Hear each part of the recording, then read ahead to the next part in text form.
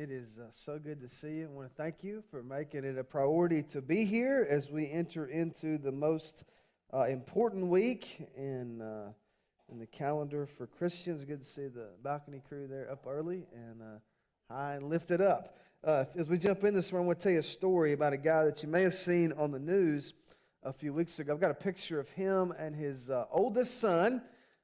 This was taken just a few weeks ago in February, but to understand what happened in February of 2024, you have to go back to October of 1984.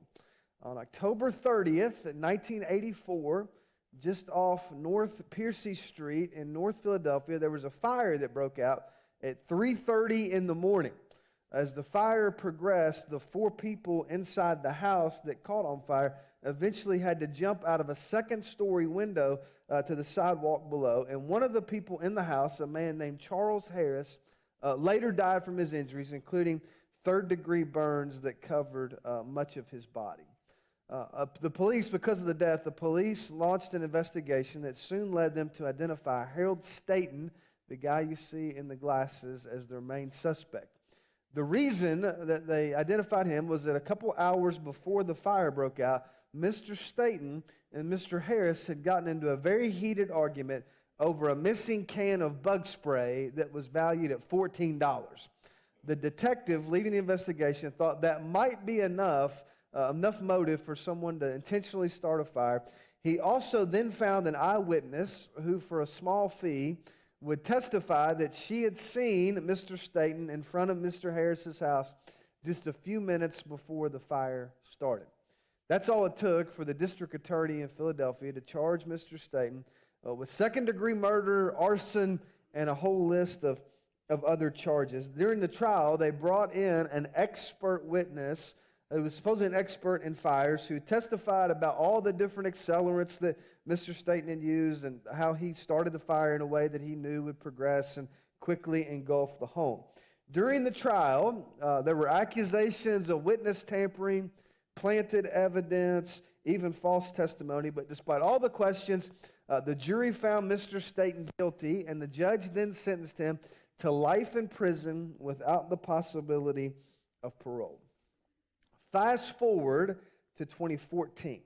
After 30 years of maintaining his innocence, Harold Staten finally convinced a lawyer from what's called the Philadelphia Innocence Project, which is an organization that works to overturn what they consider to be wrongful convictions, to lobby the district attorney's office to re-examine the evidence in the case. So from 2014 until the fall of 2023, they filed one motion after another, only to be ignored, until finally somebody in the district attorney's office said, you know what, I think we can do that. So they reopened the case, they re-examined the evidence, and what they discovered was that all of the evidence used to convict Mr. Staten in his original trial in 1984 no longer appeared to be solid. The supposed eyewitness had recanted her testimony.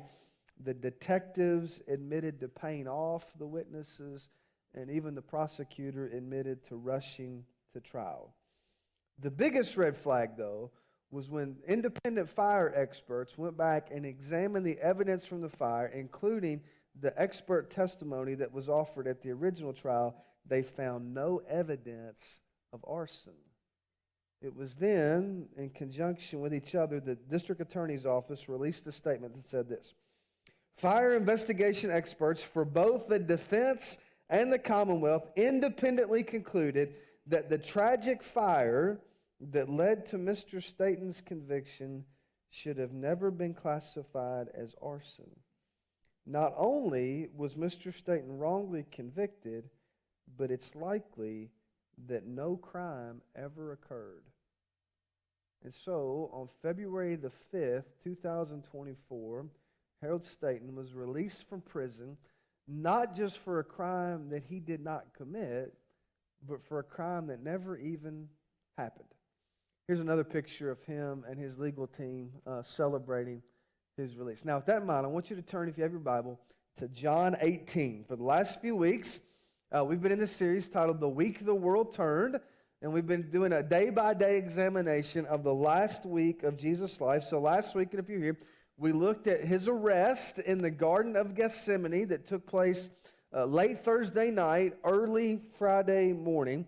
And as we pick up the story today in verse 28 of John 18, it's now 6 o'clock in the morning on Friday of the last week of Jesus' life. And Jesus finds himself standing outside the palace of the Roman governor, a guy named Pontius Pilate. But to understand how he got there, you have to understand what took place between his arrest and this 6 a.m. trial before Pilate. The first thing that happened is that after his arrest, all of Jesus' disciples abandoned him. Mark 14:50, Mark says it like this: then everyone deserted him and fled. Now, if you know the rest of the story, you know Jesus predicted that was what was going to happen, but when push came to shove, that's exactly what they did. And now as Jesus faces these dark moments, really the darkest moments of his life on earth, he is completely alone. All of his friends, these guys that he's invested 3 years of his life in, have all fled and ran away. So here's Jesus by himself, surrounded by these Roman soldiers. He's taken into custody, and then he's taken through a series of legal proceedings. It's at this point that you'll often hear people talk about the 7 trials of Jesus. And what they mean by that is from the time that Jesus was arrested in the Garden of Gethsemane until the moment he died on the cross, he goes through 7 different legal proceedings that are meant to establish his guilt. So if you were here with us last weekend, first he goes to a guy named Annas, who was the former high priest and the father-in-law of the current high priest. From there, he goes to a guy named Caiaphas, who was serving as the high priest. Once Caiaphas is done with him, the Jewish people have a meeting of the Sanhedrin, which was kind of like the Jewish Supreme Court. Here's the way Mark tells the story, Mark 14:53. They took Jesus to the high priest, and all the chief priests and the elders and the teachers of the law came together. So again, it's the middle of the night. Jesus looks up, and he is surrounded by all of his enemies. All these people that have been trying to get rid of him have all gathered in one place. And as you read through Luke's account, particularly of Jesus' trial before the Sanhedrin, it looks a lot like the trial that Harold Staten went through in October of 1984. It's false accusations, illegal procedures, contradictory testimonies, but none of that seemed to matter because in this instance in particular, the verdict was decided before the trial even started. There's one incredible scene towards the end of the trial when the high priest asks Jesus point blank, he says, "Are you the Jewish Messiah?" And Jesus responds by saying, "I am," just like he did in the Garden of Gethsemane. But when he says, "I am," he's using a very particular phrase that goes back and echoes what God had told Moses in Exodus chapter 3 in the conversation that launched the Passover. So in a sense, he's using that opportunity to reference himself as being God in the flesh. And as soon as he does that, it says the high priest and all the members of the Sanhedrin go crazy. They begin to tear their robes. They begin to spit on him. And they begin to beat him with their fist. It's like the last straw. It's the straw that broke the camel's back. For them, the time has come to eliminate their rival once and for all. The problem is, under the current laws, the Jewish people couldn't execute anybody. The only people that could legally enact capital punishment were the Romans. So after they get done spitting on Jesus and punching Jesus and doing everything they can to humiliate Jesus, they take him back into custody. They travel across town and they go to this palace where the Roman governor, a guy named Pontius Pilate, is staying for the Passover festival. So if you've been with us over these last few weeks, you know there's a lot of different ways to understand the Easter story. But for our purposes, we've tended to focus on the personalities of the people involved in this unfolding drama. And what you see in Jesus' conversation with Pilate is 3 different people coming together to create this explosive demonstration of what Easter is really about. So the first person you see involved in this encounter is Jesus. And Jesus, if you want to just summarize who he is in this drama, is an innocent man who was executed. It's interesting as you read through this that Pilate initially has a hard time understanding what Jesus is being charged with. You got to understand, Pilate's a guy that's used to making quick decisions. They bring this guy that he's heard so much about to stand before him, and he has a hard time wrapping his mind around what exactly Jesus has done wrong. If you have your Bible open, look at verse 28 of John 18. Then the Jewish leaders took Jesus from Caiaphas to the palace of the Roman governor.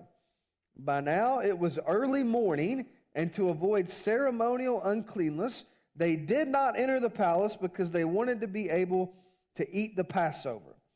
So Pilate came out and asked them, "What charges are you bringing against this man?" Just as a side note, John makes it clear that when the Jewish leaders arrived at Pilate's palace, hard to say, that they would not go in. They had Pilate come out to them. And the reason for that is they still believed that to be in the home of a Gentile would render them unclean, and they wouldn't be able to offer the sacrifices that were ongoing at the temple because of the Passover festival.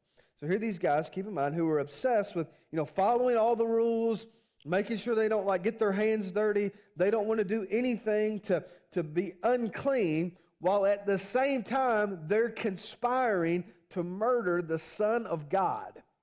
It's a good reminder to us, and you've known people who do this. It's very easy to be super religious. You know what I mean? To obsess over following all the rules and still be far from God. And that's where these guys were. So Pilate sees this. He goes out to talk to him, and he says, "Hey, what's this about? What are the charges? Why are we here at 6 o'clock in the morning?" And I want you to look at the Jewish leader's response in verse 30. He says, "If he were not a criminal," they replied, "we would not have handed him over to you." That's their answer. It's like, "Hey, Pilate, let's not get caught up in the details here. Let's not worry about the legalities. If this guy wasn't guilty, we wouldn't be bothering you at 6 o'clock in the morning. You just have to trust us. We know this guy's done something. We're not exactly sure what he's done, but you just don't worry about any of that. Just do what we ask you to do." Verse 31. Pilate said, "Take him yourselves and judge him by your own law." And then one of the Jewish leaders lets this slip, what this is really all about. "But we have no right to execute anyone," they objected. "This took place to fulfill what Jesus had said about the kind of death he was going to die." One of the things that's interesting about this drama as you read through the different accounts is that as late Thursday morning transitions into early Friday, none of the people involved really have any idea what to charge Jesus with. Mark 14, in his telling the story, he says this: "The chief priest and the whole Sanhedrin were looking for evidence against Jesus so that they could put him to death." I mean, that's their goal, but they did not find any. And when they couldn't find what to charge him with, they start to make up stuff. So they say things like, "Well, we heard him say he was going to destroy the temple. We heard him say, tell people not to pay their taxes. We heard him say that he's a king." But even that doesn't seem to be conclusive in Pilate's estimation. So make sure you catch this. The Jewish leaders are asking Pilate to convict Jesus and sentence him to death, not just for a crime that he didn't commit, but for a crime that they can't even define. They can't even say what he did wrong. That's why when you get down to the end of verse 39, after going through all this rigmarole with the Jewish leaders, Pilate he eventually says, "I find no basis for a charge against this guy." So Pilate brings him in, they have this conversation, and nobody really knows what he's supposed to be guilty of, and you've got all these investigations, all these made-up accusations, the paid-off witnesses, repeated interrogations, one sham trial after another, and even after all of that, nobody knows what law Jesus is supposed to have broken. Nobody can point to anything that he did that would be deserving of death. And yet, despite all that, you know the rest of the story. Even though he is innocent, Jesus becomes an innocent man who's executed by his enemies. Now, the second person that plays a huge role in this is obviously Pilate. And Pilate is a self-interested man who chose his position over the truth. To understand Pilate's role in this unfolding drama, you have to understand the position in which Pilate found himself. So he's been appointed governor of Judea 7 years earlier by the Roman emperor, and now he lives sort of at the inflection point, the collision point between these two cultures that have been meshed together that are increasingly suspicious and resentful of one another. He's been appointed by the emperor, and his goal is to keep the peace in this really, highly volatile region. So you watch the news today about what's going on in the Middle East, just apply that same mindset to those days, and Pilate is the guy in charge. It's his job to keep a lid on everything. And he knows that the Jews are naturally suspicious of him. He doesn't like them, and so the way this worked out is Pilate very rarely spent any time inside Jerusalem. He spent most of his time up on the coast in Caesarea, and the only time he ever made an appearance in Jerusalem is when he knew there was something big about to happen. So the Passover festival, some of the other festivals. Remember, you got 250,000 pilgrims who have traveled to Jerusalem to celebrate the Passover, to celebrate the moment in history when God rescued their ancestors from Egyptian slavery. But while they're there, they are feeling themselves as if they're living under Roman slavery. So while they're celebrating what God did for their ancestors, they're wondering and questioning and asking themselves, when is God going to do the same thing for us? And Pilate is right in the middle of all that. He doesn't know how to keep a lid on it, but everything and everybody there is on high alert. Remember last week we talked about this. Because of the size of the Roman Empire, because of the political environment of the first century, the one thing that they would never tolerate was anybody rebelling against the emperor's authority. And so if you go back to John 18, Pilate and Jesus have this conversation, and it's obvious that Pilate doesn't know what to make of Jesus. So you get down to verse 33. Pilate then went back inside the palace, summoned Jesus, and asked him, "Are you the king of the Jews?" And that's the only question that matters to Pilate. He doesn't care about the religious stuff. He just wants to know, are you a king? And are you going to cause any trouble? Verse 34. Is that your own idea, Jesus asked, or did others talk to you about me? Am I a Jew? Pilate replied, your people and chief priests handed you over to me. What is it you have done? Jesus said, my kingdom is not of this world. If it were, my servants would fight to prevent my arrest by the Jewish leaders, but now my kingdom is from another place. And check out Pilate's response in verse 37. You are a king then, said Pilate. And Jesus answered, you say that I'm a king. In fact, the reason I was born and came into the world is to testify to the truth. Everyone on the side of truth listens to me. What is truth? Retorted Pilate. And with this, he went out again to the Jews gathered there, and he said, I find no basis for a charge against him. There's a famous philosopher that was on a TV show called The Wire, and he expressed his philosophy this way. He said, if you come at the king, you best not miss. And that's kind of the Roman philosophy, right? If Jesus is a king and the emperor is the king, like there can't be two kings. And so that gets Pilate's attention. But even in the midst of this conversation, he realizes Jesus is not really an earthly king. He's not even claiming to be an earthly king. His kingdom is not of this world. So he's really no enemy to me, and he's no threat to the emperor. So here's Pilate. You got to kind of put yourself in his shoes. He knows that all it's going to take is one social disturbance, one ill-timed riot. And even though Pilate's powerful, he knows he's not the ultimate power, right? He answers to somebody more powerful than him. And so he's kind of caught between this rock and a hard place. If I let Jesus go and it blows up in my face, that's going to mean my life. But yet, if I bring him in and I do what they're asking me to do, I'm going to destroy and execute and murder an innocent man. And so Pilate finds himself between choosing his lifestyle, choosing his position. I mean, there's a lot of perks to being the governor. He'd like to stay governor, or he can choose to follow what he knows to be true. And as you read through this account, you read through the other gospel writers' account, it's unbelievable how many times Pilate tries to find a way to appease the Jewish people while also letting Jesus go. So first, you already read this, he tries to dismiss the charges. He says, I don't even know what we're charging him with.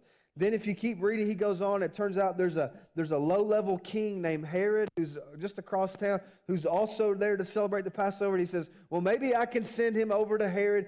He tries that. He tries to refer it to somebody else. That doesn't work. Herod sends him back. The second time Jesus comes back, he decides, here's what I'm going to do. And it's kind of an appeasement like to the Jewish people. He said, I'm going to have him flogged.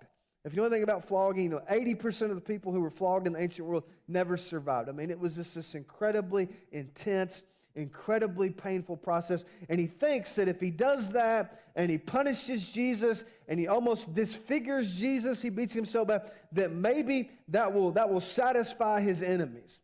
So they bring him in, the 39 lashes, and then he brings Jesus out, and his bloody, broken body, almost nearly destroyed body, and he thinks that's going to be the ticket, and even that is not enough for his enemies. And at the end, the end of the story, it finally says, so finally Pilate handed him over to be crucified. Why would he do that? It goes back to something that John says earlier in chapter 19, verse 12. It says, from then on, Pilate tried to set Jesus free, but the Jewish leaders kept shouting, if you let this man go, you're no friend of Caesar. Anyone who claims to be a king opposes Caesar. The Jewish people know they've got Pilate in a corner. And so they remind him, hey, if you don't do what we want you to do, we're going to go tell your boss. And we're going to create all kinds of problems. And so Pilate comes down to this moment, and he's done everything he knows to do. He's completely out of options. There's nothing else to try. And he looks at these people who have already threatened to go tell his boss, and he realizes, if I don't do this, if I don't hand him over to be crucified, it's probably going to be my job. And so he chose his position over the truth. Now, it's easy for us to sit here in the comfort of this room and we think, man, that's awful. Pilate's this villain. How could somebody do that? But the truth is, we've all done that. You've done that. I've done that. We've all chosen our positions, our lifestyles, the things that we want over what we know to be true. And we do it in a million different ways. There have been times when, maybe even frequent times, when you've chosen to do something you knew was wrong because it was going to protect you, protect your lifestyle, protect your position. So you told your boss a lie to make yourself look better. Or you changed the numbers on your taxes to save a little money.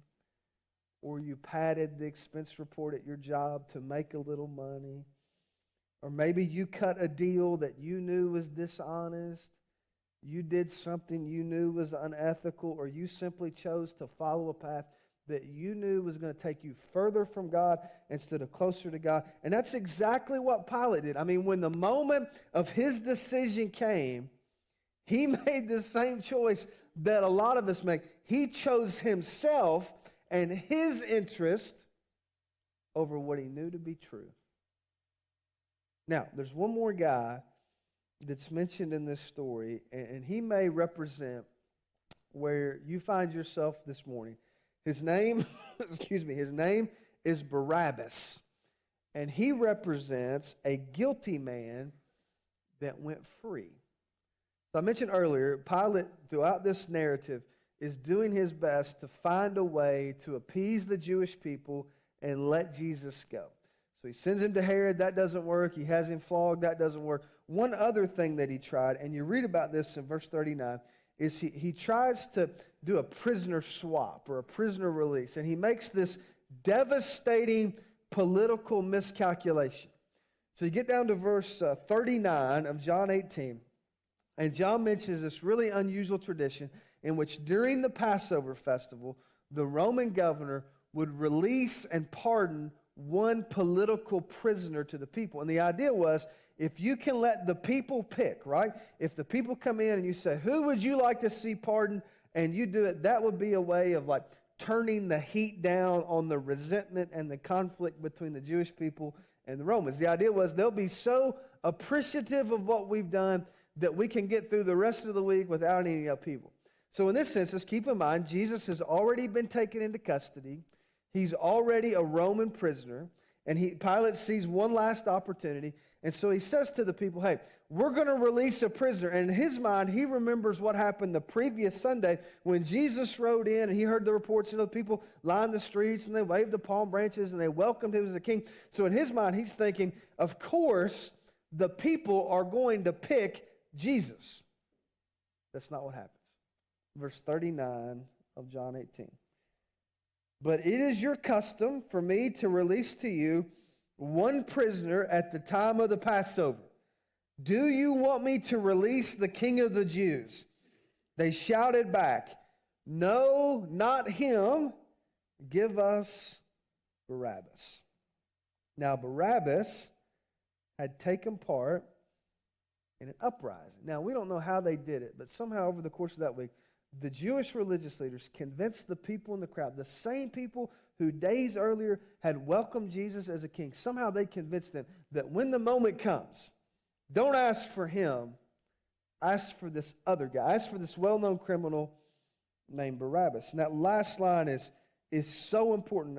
Verse 40, it says, now Barabbas had taken part in an uprising. You go to Luke's gospel, he calls Barabbas an insurrectionist. So he wasn't just a criminal, he was a well-known insurrectionist. So here's why this is important. Make sure you catch this. Barabbas is guilty of what Jesus has been accused of. Barabbas is guilty of what Pilate has just said Jesus is innocent of, and yet at this moment, the people are demanding the execution of the innocent man so that the guilty man can go free. It's a beautiful picture of the gospel. Some of you have heard this before. Some scholars speculate, nobody can prove this, but they speculate that the cross that Jesus was crucified on just a few hours after this was originally meant for Barabbas. If you remember the story, Jesus is crucified. We know there were 3 crosses used that day. So Jesus is right in the middle, and on both sides it says he has these criminals. But the word that the other gospel writers used to describe these criminals is the same word they used to describe Barabbas. That's how some people to believe that like this is a little gang of 3, right? And Barabbas is the leader, and he's got these 2 unnamed co-conspirators. And so they think it's possible that when Jesus went to the cross a couple hours later, that he was hanging on the cross that was meant for Barabbas. The other thing that's easy to miss, unless you know a little of the geography and the layout of Jerusalem, is that the place where Barabbas was imprisoned was a place called the Fortress of Antonia. I've got a picture, an artist's rendering of what they look like. This is based on historical descriptions. That's the prison where all of the Roman prisoners who were housed in Jerusalem were kept. Now, if you were to go, and I wish I could show you a map, the prison is here, and about 2,000 feet, or a little less than half a mile away, is a place called the Pavement. It was a well-known gathering area that was outside the place where Pilate was staying. Sometimes you'll hear it called the Praetorium of Pilate. And so nobody can prove any of this, but it's quite possible that over here on the Pavement, you've got Pilate, and he's standing outside the residence, of wherever he stayed during the Passover, and there are all the Jewish leaders, and there's the crowd, and there's Jesus, and Pilate's kind of managing this scene. And a little less than, half a mile away, a little more than a third of a mile away, is Barabbas, and he's in his cell, right? And you got to remember, it's stone streets, everything is made out of stone, and so what happens is the sound echoes everywhere you go. And so you try to imagine this scene. Here's Pilate, and he looks at the crowd, and he asked the question, who is it you want? Now, there's no way that Barabbas could have heard the question, right? Like, you think about if we were here and you were standing up at the Doughboy, you wouldn't hear my voice. But if everybody who was in the crowd all chanted together, you might hear the answer. So Pilate asks the question, who is it you want? And they say, Barabbas, Barabbas, Barabbas. Give us Barabbas. And Barabbas is over here in prison, and he hears his name echoing down the street, bouncing off the walls of that prison. You can imagine that got his attention. And then Pilate goes back over here, half a mile away. He kind of gathers himself, and he doesn't know quite what to do, but he asks the next question. He says, okay, if you want Barabbas, then what do you want me to do with Jesus? And again, Barabbas can't hear the question, but he might hear the answer. And what was the answer? Crucify him. Crucify him. Crucify him. So here's Barabbas over in this cell. And again, nobody can prove this, but it's possible that he's in his cell waiting for the moment of his execution to come, because he's already been sentenced to death because he's an insurrectionist. And then all of a sudden, he hears his name echoing down the street, echoing off the walls of that prison, and the very next thing he hears is people chanting, crucify him, crucify him. And so he sits in that cell, and he's waiting for the doors to open and the soldiers to come in, and for him to be led off to an execution that deep down inside he knows he deserves. But that's not what happens. Instead, the soldiers come, the door opens, and Barabbas, in a plot twist that he could have never imagined, learns that because an innocent man is being executed, a guilty man is going to go free. The Bible says that Barabbas' crime is that he was an insurrectionist. You know who else is an insurrectionist? I am. And you are too. An insurrectionist is somebody who rebels against the authority that's been placed over them. And we've all done that. We've rebelled against God's authority. We've tried to do our own thing. We've broken His law. And because of that, our sin has separated us from Him, and we are deserving of death. And yet, because of His great love for us, God sent His Son to do for us what we could never do for ourselves. And an innocent man was executed so that guilty people like you and like me could go free. N.T. Wright, the great writer, said this: Barabbas represents all of us. When Jesus dies, the brigand goes free, the sinners go free, we all go free. His death is counted by God in place of ours. Apostle Paul said it like this, 2 Corinthians 5. God made him who had no sin, completely innocent, to be sin for who? For us, so that in him we might become the righteousness of God. When I started that, I told you the story of a man who served nearly 40 years in prison, not just for a crime that he didn't commit, but for a crime that never happened. And then we looked at the story of a completely innocent man who didn't just go to prison, but was executed for something that he didn't do and nobody could define, much less prove.